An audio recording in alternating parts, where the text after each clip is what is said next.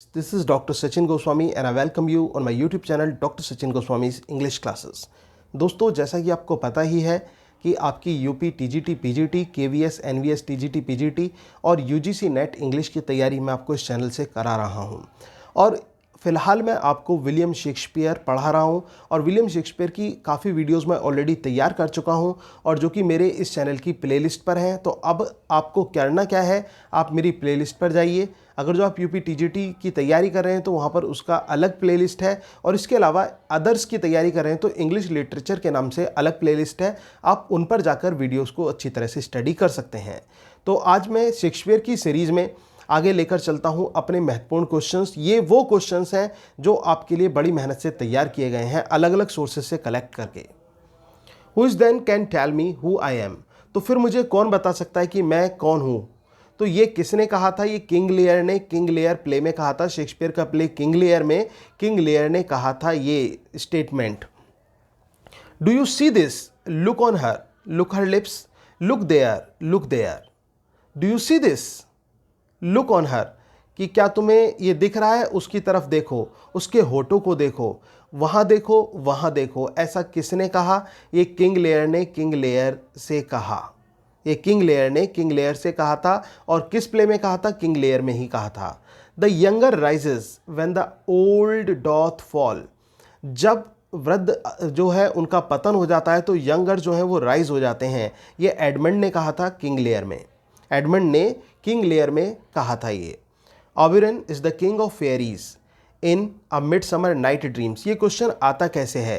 Question दो तरह से आता है। सबसे पहला तो यही आ जाता है, हु इज ओबेरन, ओबेरन कौन है? तो आपका आंसर होगा किंग ऑफ फेयरीज है ये मिडसमर नाइट ड्रीम में। और दूसरा क्वेश्चन ये इस तरह से आ जाता है, अ मिडसमर नाइट ड्रीम्स में किंग ऑफ फेयरीज कौन है? तो आपका आंसर होगा ओबेरन। तो इस तरह से आपका ये क्वेश्चन आ सकता है। Mustard seed is a fairy in a midsummer night dream. Question कैसे बनेगा? क्वेश्चन ये बनेगा कि मस्टर्ड सीड कौन है मिडसमर नाइट ड्रीम में? तो आपका आंसर होगा फेयरी। क्वेश्चन ये आ जाए फेयरी कौन है इनमें से? तो आपका आंसर होगा मस्टर्ड सीड। तो इस तरह से क्वेश्चंस बदल बदल के आ सकते हैं। इसी वजह से मैंने आपको पॉइंट्स में तैयार करा रखे हैं यहाँ पर। और पॉइंट्स में आप तैयार करते हैं तो एक एक पॉइंट में आप देख रहे होंगे कि कम से कम 2 या 3 क्वेश्चन मैं आपको एक पॉइंट में तैयार करा देता हूँ। Love in idleness is a name given to the flower in a midsummer night dreams. देखिए कितना महत्वपूर्ण, इंपॉर्टेंट और बारीकी से लिया गया क्वेश्चन है और ऐसे क्वेश्चंस जनरली बुक्स में नहीं मिल पाते हैं। तो love in idleness is a name given to flower in a midsummer night dream. Love in idleness क्या है ये? तो ये एक फ्लावर का नाम है और ये किस में दिया हुआ है? मिडसमर नाइट ड्रीम्स में ये एक नाम दिया गया था फूल को जिसका नाम था love in idleness. A dream itself is but a shadow. जो स्वप्न है ना वो एक शैडो ही है, कुछ नहीं है। तो ये किसने कहा था? हैमलेट ने कहा था। और किंग इसने कौन से प्ले में कहा था? हैमलेट ने हैमलेट में ही कहा था। Hamlet in the play Hamlet. Osric appears in the play Hamlet. Question ये आता है कि ऑसरिक किस प्ले में है? हैमलेट में है। हैमलेट में इनमें से कौन सा किरदार है? तो ऑसरिक है। तो इस तरह से क्वेश्चन बनते हैं। Osric appears in the play Hamlet. Osric Hamlet play में आता है। Many a good hanging prevents a bad marriage. वो काफ़ी जो अच्छे हैंगिंग्स हैं वो किस चीज़ को रोक देते हैं?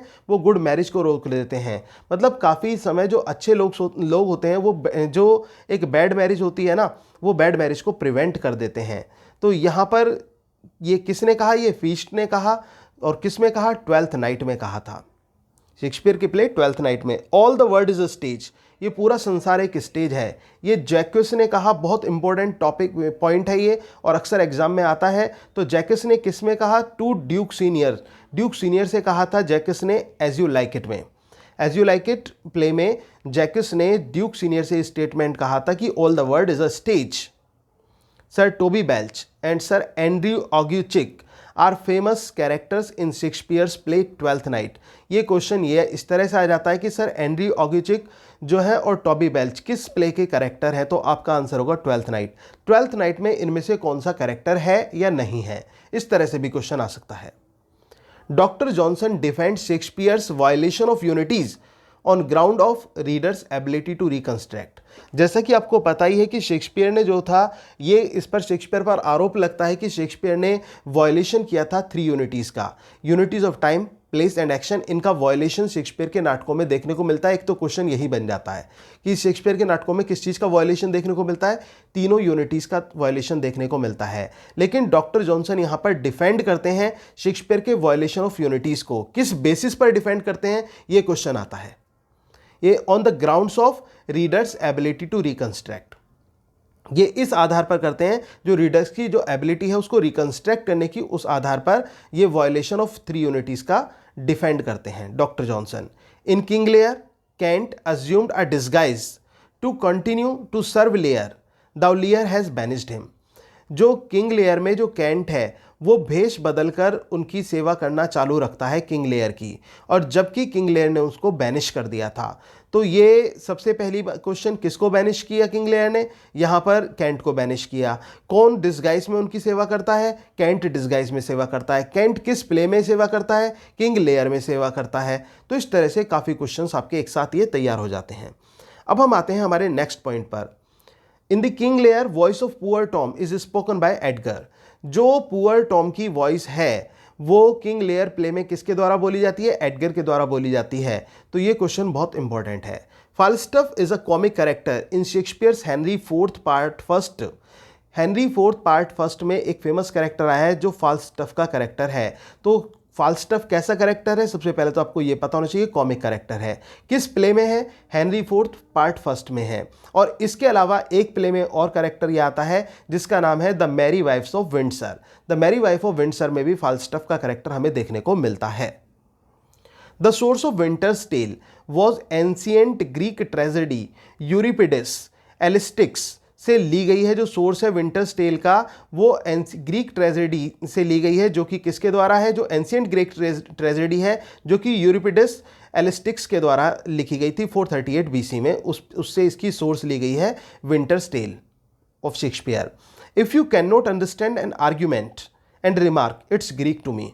अगर तुम एक आर्ग्यूमेंट को और एक रिमार्क को नहीं समझ सकते तो मुझे लगता है इट्स ग्रीक टू मी, कि ये एक विदेशी भाषा है, ये एक अननोन है। तो ये कास्का ने जूलियस सीजर से कहा था। कास्का ने जूलियस सीजर से कहा था, in Shakespeare's time the acting company owned the right to a theatrical script. जो थिएटर की स्क्रिप्ट होती थी उसका जो अधिकार था, जो वो राइट था, वो किसके पास हुआ करता था शेक्सपियर के समय में, एक्टिंग कंपनी के पास में उसका राइट हुआ करता था। ये आपको जानना बहुत ज़रूरी है, यूजीसी नेट में आया हुआ क्वेश्चन है। और ये क्वेश्चन मैंने बता दी यूजीसी नेट में आया हुआ है। इसके पीछे भी जो मैंने काफ़ी क्वेश्चंस बताए वो भी नेट में आए हुए क्वेश्चंस हैं, और इसके साथ साथ जो others KVS NVS PGT TGT DSSB में आए हुए क्वेश्चंस ही मैं आपको पॉइंट के रूप में यहाँ पर तैयार करा रहा हूँ। अलग अलग सोर्सेज से बड़ी मेहनत से आपके लिए नोट्स तैयार किए गए हैं। और एक बात और मैं आपको बता देना चाहता हूँ कि लॉकडाउन के बाद मेरी जो बुक है, जो कॉम्पिटिटिव लेवल की बुक है, ये आपके टीजीटी पीजीटी इंग्लिश की, ये भी आने वाली है। अगर आपको किसी को ये बुक चाहिए तो आप मुझे कांटेक्ट कर सकते हैं। अब मैं आपको बता दूंगा कि आप कैसे इसको परचेस कर पाएंगे। There is a divinity that shapes our ends. एक डिविनिटी है, कोई ना कोई दैविकता है, दैट शेप्स आवर एंड्स, जो हमारे अंत को शेप करती है। ये हैमलेट ने हैमलेट में कहा। I will be revenge the whole pack of you, ये मैलवोलियो ने कहा था 12th नाइट में। तो आई होप गाइज कि आपको ये चीज़ समझ में आ गई होंगी, ये पॉइंट समझ में आ गए होंगे, और आपको मेरा पढ़ाया हुआ अच्छा लग रहा होगा। अगर आपको ये वीडियो अच्छी लगी और मेरा पढ़ाया हुआ समझ में आया हो तो प्लीज़ वीडियो को लाइक कर दीजिए, और इसको शेयर और कमेंट करना भी ना भूलें। अपने दोस्तों में, व्हाट्सएप ग्रुप में, फेसबुक में भी इसको शेयर कीजिए ज़्यादा से ज़्यादा, ताकि जो अदर्स एस्पिरेंट्स हैं जो तैयारी कर रहे हैं टीजीटी पीजीटी की, वो भी इसका फ़ायदा उठा सकें। Thank you very much, yours doctor Sachin Goswami.